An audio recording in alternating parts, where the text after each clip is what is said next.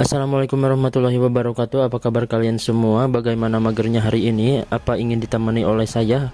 Kalau begitu mari kita simak saja videonya tentang video Spider-Man 3, di mana saya akan membahas karakter Sandman, yaitu orang yang menjadi penjahat di film Spider-Man 3 ini. Baik, jangan lama-lama, mari kita gaskeun. Let's go.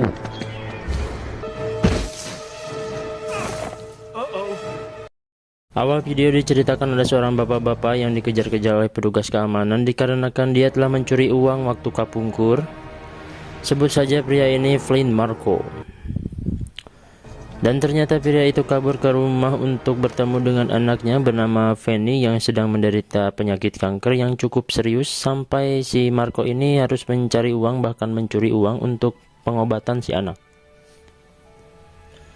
Ketika sedang di rumahnya, dia diperintahkan pergi oleh sang istri karena takut kehadiran si Marko malah membawa musibah tambahan buat keluarga tersebut. Tak lama pun dia pergi meninggalkan keluarga itu dan berkata, "Saya bukanlah orang jahat. Saya hanyalah orang yang sedang bernasib buruk saja." Aduh, jadi kumaha tuh.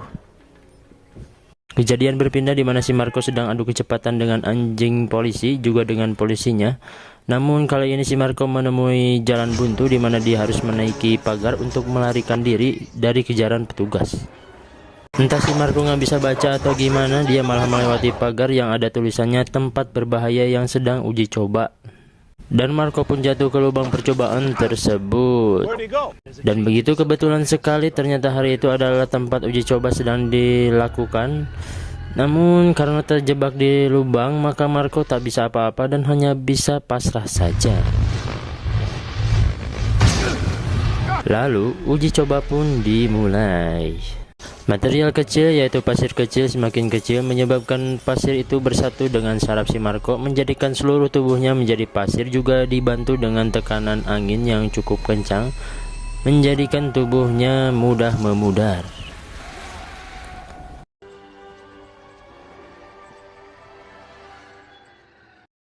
Keesokan harinya terlihat ada gumpalan pasir yang sedang bergerak-gerak lalu mulai membentuk sebuah tubuh manusia.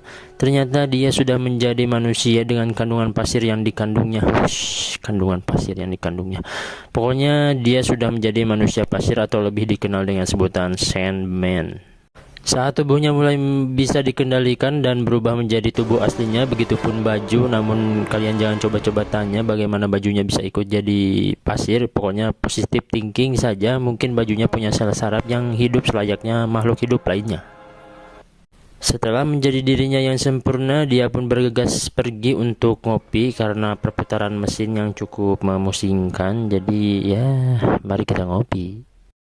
Di siang hari, Marko sedang menjadi pasir bertebangan ke sana kemari, di mana hari itu bertepatan dengan hari kepahlawanan Spider-Man yang diacarakan semacam acara Spider-Man Lovers.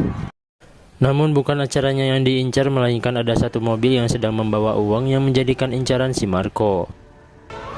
Hey man, we got something on the roof.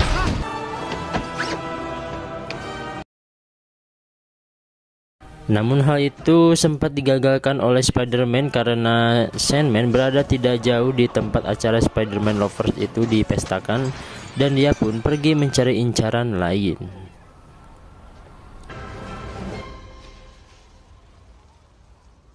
Di sebuah tempat di kantor polisi, di mana Peter Parker atau Spider-Man diberitahu kalau yang membunuh pamannya atau Ben Parker sebenarnya adalah Flynn Marko, yaitu si manusia pasir.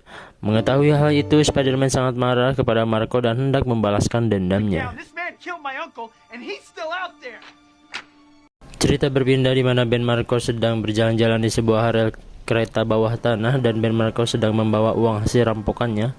Namun lagi-lagi dia harus bertemu dengan Spider-Man yang lagi pakai baju barunya, yaitu yang berwarna hitam.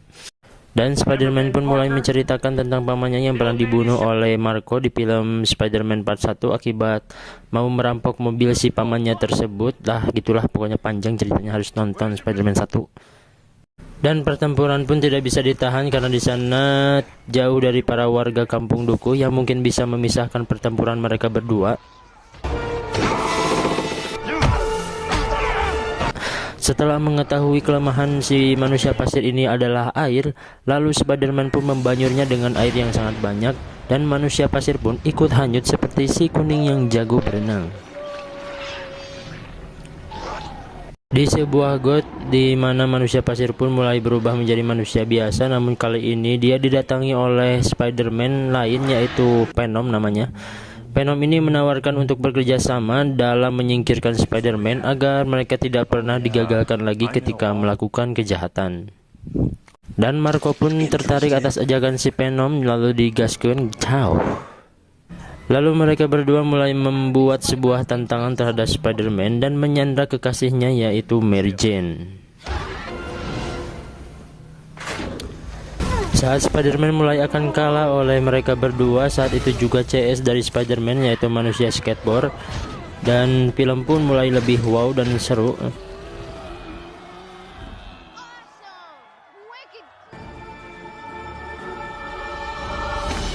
Setelah pertempuran berlangsung lama, akhirnya manusia pasir pun dapat dikalahkan oleh Harry dengan luncuran rudal di pesawatnya. Begitupun juga Venom yang dapat dikalahkan oleh Spider-Man.